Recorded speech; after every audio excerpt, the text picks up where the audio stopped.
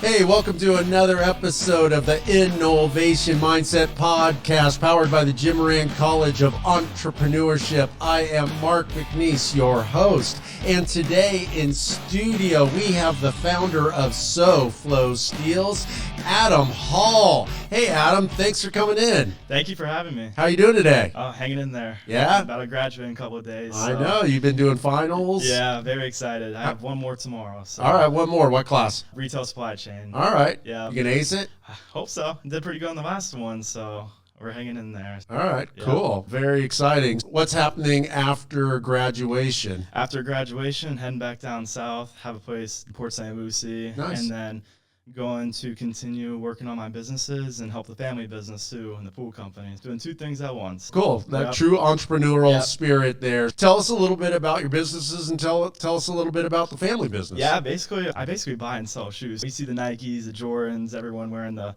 fancy dancy dunks on campus, and that's what I've been doing since June of 2018 now. Just been doing that, and then my parents' family business, they have a pool company, basically everything pools, pool construction, pool cleaning, and the whole 9 yards with that. So I'm going to be helping them with that and then doing the same with my shoes. Fantastic. That's awesome. Tell us a little bit more about So Flo Steals. How did it start? How did you get into it? What's your business model? Yeah, it's a funny story. I started in June 2018. Finally got my first credit card, or my first debit card actually.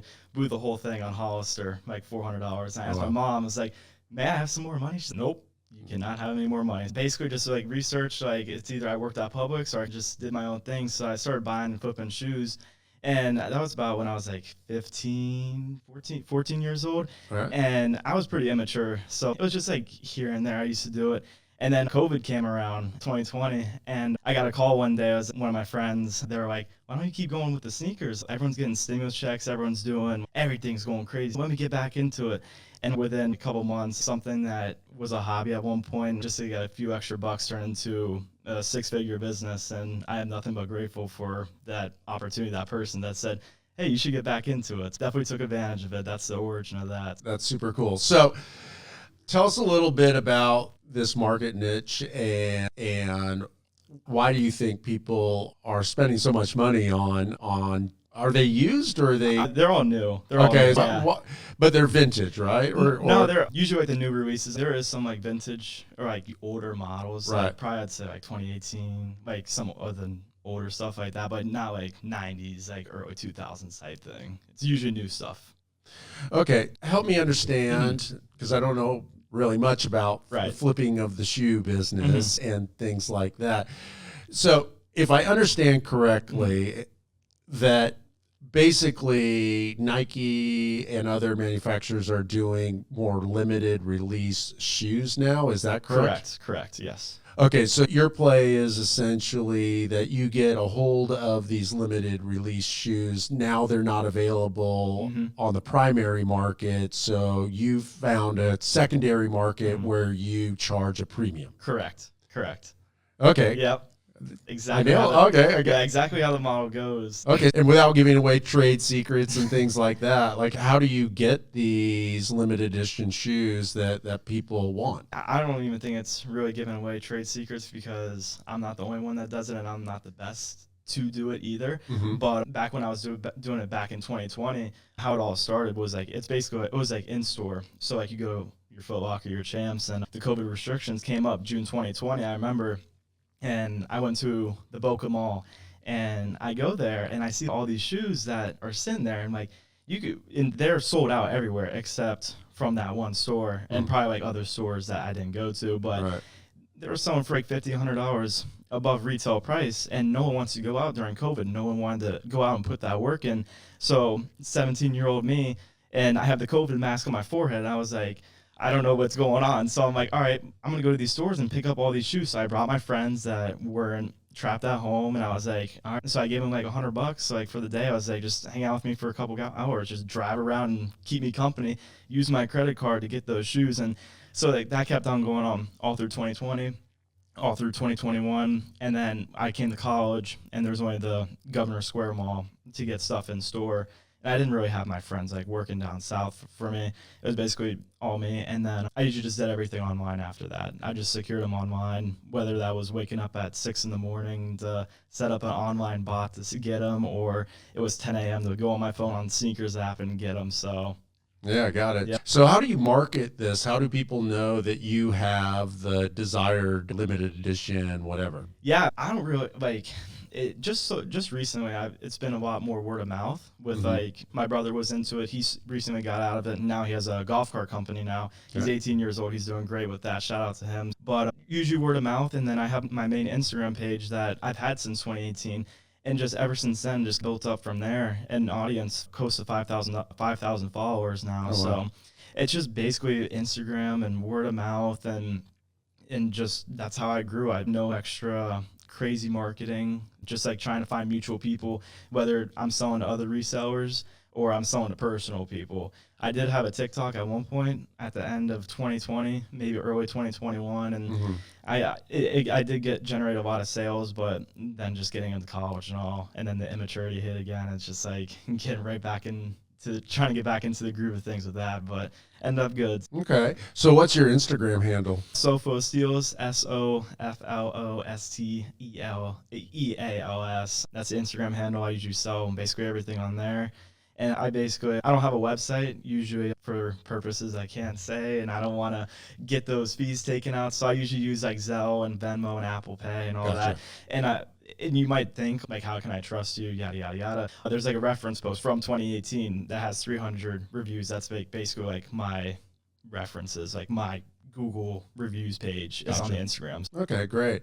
So take us through a typical sale. What does it typically look like? So if we can go back, it's basically, I usually post them on my Instagram story or make an Instagram post about it. Usually just direct message me, like ask for the price, and then if you want them, I just send the payment options. They pay. Usually ship them out next day, UPS, because I did not have good experiences with USPS. And then as of recently, it's more of a wholesale market now. So it's more of a reseller to reseller than reseller to customer. Oh. That's also because I don't have a lot of customers up here. Most of them are down south and haven't really networked too much over there. So it's mostly reseller to reseller. So now instead of selling one pair at a time, it's mostly 30 pairs at a time or 40 pairs at a time. And also considering the marketing conditions right now, it just makes more sense to sell bulk. Same thing, Instagram, direct message, ask for the price, and then we'll negotiate maybe if there's a negotiation, and then we hit a deal, payment method, and then ship them out the next day, UPS, and then rinse and repeat. Wow, nice. What's your typical markup on these things? It really depends. You got Travis Scott shoes that retail for $160 and they resell for $1,000. Oh, wow. Yeah. And then you have random dunks that might retail for $100 and they actually resell for $80. They're below retail. So it really depends like what model and like what the limited value is on that. And you just gauge from there. There's a release coming up in a couple of days, Jordan 4 military blue or industrial blue, now that they call it. But and they're at like $250 right now. Retail is $215. So you don't have that good a margin to sell just one pair. So like I would go for 20 or 30 pairs and then try to bulk sell them and then get them off. But it just depends like on the sneaker and also what resources I have. If I'm up in Tallahassee doing this, like I only have 2% on my credit card, but like for cash back. But if I'm down south at one of the outlets, I have the chance that someone can return. I get 30% off that, plus my 2% on the credit card, plus the Apple card, 6% Nike. So it just depends like where certain product is getting and received. Yeah. Okay, cool. Yeah. So you said that you're not the king at this. Yeah. Like, how scalable is this? What some of the top guys, what are they doing a year? So it is scalable. I've gotten to the point that I've gotten way to pretty high up, but there is still a lot of people higher than me, and I definitely look up to them. But a lot of people have like brick and mortar stores in the malls. That's one thing I've looked into in the past, but a lot of them are closing. They took advantage of that COVID, like those prices and all. So it's weaned off a little bit. A lot of them are just warehouse wholesalers. Like they have huge storage units. I had a storage unit before, and you ship out 50, 60. I mean, the most I've shipped out once is probably close to 100, maybe a little more than 100 pairs at one shot. Oh, wow. The UPS in Tallahassee, they know me by name now. So Oh, that's great. yeah, so it's just like those top guys are just going 100 pairs a day. There's a couple at the top, and I look up to them, and I replicated like my business model over the years. Like try to see what I can do best. It's all trial and error. I made many errors before, so. Yeah, absolutely. So what's some of the challenges that you faced in doing this? I would say the first one going back was like maturity. That's one of the big things. And like you're an entrepreneur and you got to focus on your business. And that's one thing I didn't realize when I was younger, and I was very immature in the business standpoint and the personal standpoint. Just recognizing that back in 2020, I had a buddy, he asked me, he was like, let's work for your parents. And I was like, oh, I don't want to do that. I got the shoes thing going. I could just do that and, work for your parents, get out in the real world, go talk to some people. So I did that. And I thank him for that for sure, because that changed who I was as a person. I translated that to my business. And so that was one of the challenges. And the second challenge is just change of scenery. I've been in college for 2.5 years. I had a huge move from Palm Beach to Tallahassee. That's a huge change of scenery. I knew two people coming up here, totally different market. And by the time it just goes by in a snap of an eye, I'm graduating in 2 days, going to a whole new market now in Port St. Lucie. I'm an hour and a half north of where my hometown was. So it's just like trying to adapt. Adapting is probably like one of the biggest things, like just adapting like how you're going to do things and adapting to the market, adapting to your situation. That's something that I've learned over the time, and those have been challenges that I've had, and I think I've conquered a lot of them, so just through trial and error. So no, that's super cool, and kudos to you for reflecting back on just lessons learned and things like that. That's really helpful. So you're about to graduate in a couple of days. As you look back at your time at Moran College, were there any particular classes or faculty that helped you along the way? Oh yeah, definitely, for sure. She's next door right now from the podcast room, Ann Langston. Oh yeah, Ann's great. Yeah, Ann's awesome. More of just growing as a person. I think that's one thing I've learned over college and from her is just growing, like learning new things, learning how to talk to people, learning just how to work through the motions in life. And that's one thing like she learned, like she doesn't sugarcoat anything, and I know for sure I don't sugarcoat anything either now. So, and just a lot in the business aspect. I mean, she's provided great connections. I had an internship at Macy's over the summer, and going into it, it was a totally different landscape. That going from small town in Waxahachie in Palm Beach County, going to New York City, it was a totally different whirlwind. So I thank her for all the connections she's given me and the opportunities she's given me. I mean, actually today was the last day I worked for her today, just about to come in here, and it's a bittersweet feeling. I think I had the best 2 years just being with her, and Audrey too, and Bella, the senior intern from before. Yep. So it sounds like you come from a family of entrepreneurs. You're saying your brother's in the golf cart business. You're doing your business, and it sounds like your parents or your dad so they started the pool company. Tell us a little bit about the pool company, and it sounds like, so you're going to be working for them, but they're in a new market. Tell us a bit about that. Yeah. So they've had a pool company since year 2000. They're going on, I guess next year would be 25 years now. They're still in the industry, or they're still in the market of paper and pen, everything. Mom calls me at 7 p.m. clockwork every day. Adam, I can't find the files anywhere. It's everywhere. Your father won't respond to me. I'm coming in there, bringing the Moran College mindset, the things I've learned in the classroom, bringing it into their successful business already. And where I'm located right now, we're going to expand up there. We're going to work with them for a couple months, just learn the ins and outs of their industry, and then go up north and expand their business and run the business up there, north Port St. Lucie, Fort Pierce area. In the neighborhood I'm in right now, I joined the Facebook group and posted like, hey, I'm your new neighbor. Already sold 2 pools in there. So, oh, wow, congratulations. Yep, just waiting for my mom to send me that commission check. Yeah, nice. The commission check, just for saying, hey, I'm in the neighborhood now. It's going to be fine. It's going to be good. It's going to be a lot of fun. Definitely excited to work with them. My parents are one of my biggest inspirations. They've helped me with my business before. A lot of the legal stuff, a lot of the taxes stuff that are so much fun. Definitely shout out to them for sure.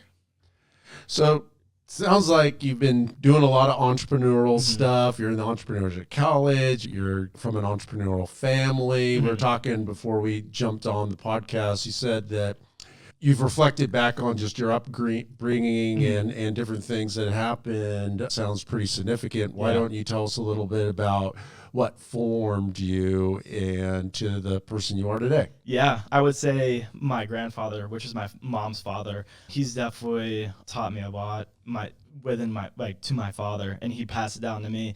A lot of leadership qualities. He was a great leader, did a lot. He was an entrepreneur too. Sadly, he passed away about a year and a half ago. But I've taken a lot away from him being a person, him being a leader. And that's probably one of my biggest inspirations, I would say. Also, just the people I'm surrounded by currently, like my best friend, Rob. He's one of my, like, quote unquote indirect business partners. We kind of bounce a lot of ideas off each other. You got one of my friends, Daniel, very financially, like, aware of himself. Like, we bounce ideas off each other. I have my girlfriend. She wants to go to the FBI. She's very hardworking, very hard driven. So that pushes me to be a better person and chase after them. Not chase after them, but look up to them. Yeah, no, I gotcha. Yeah, definitely, like, just surrounding myself with people that have a goal, and, like, maybe it might be a short-term goal or a long-term goal. That's just so important. I've gotten so much inspiration from tons of people. I can rattle off names all day long, from that I was with in 2020 to now to 2018. But I wouldn't be where I'm at today without all those people shaping who I am today. That's super cool. So tell us a little bit about your preparation coming into the Jim Moran College. So were you at a community college first, or what's your educational background coming into FSU? Oh, it's so fun because I was in high school and I wasn't really the best student, let's be honest. And I was in high school, and my ex-girlfriend, she was like number 3 in the class. And she was like, I'm going to this college and you better figure it out. I was like, all right, sounds good. I took 9 college level classes my junior year. Wow. And what hit? COVID.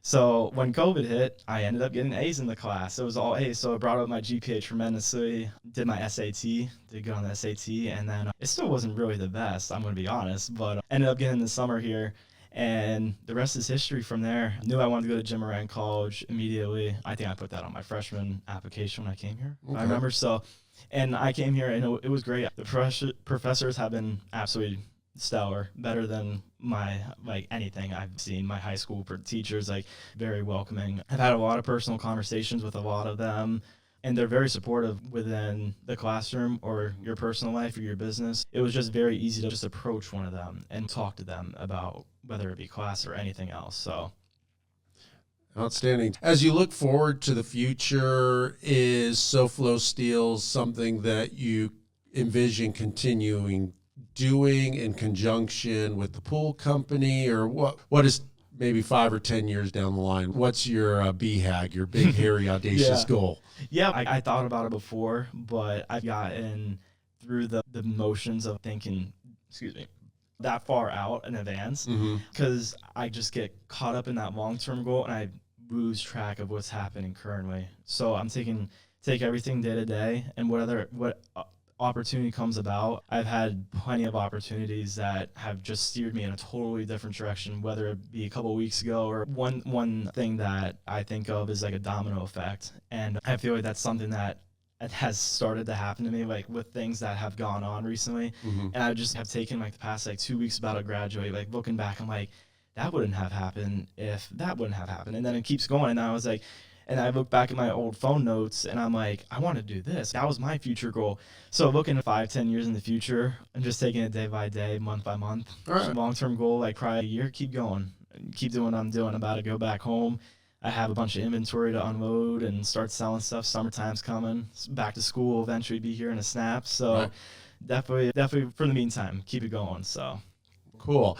I'd like to ask guests always if they had the opportunity to tell themselves one thing before they started their business, what would they tell themselves? So what would you tell yourself before you started So Flo Steals? I would definitely, I think I've touched on it multiple times, but focus and be mature about it. There's been many times in the past, I could have done a lot more than I did. And like I said, there's someone better than you. And if you want to be the best and get up to that level, you have to put in the drive and the time.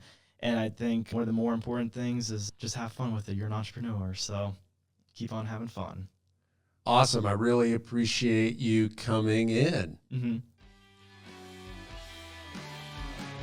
Hey, thanks for tuning in to another episode of the Innovation Mindset podcast powered by the Moran College of Entrepreneurship. If you like this episode, be sure to like it and leave us a comment. We read all those comments and love to see what you have to say.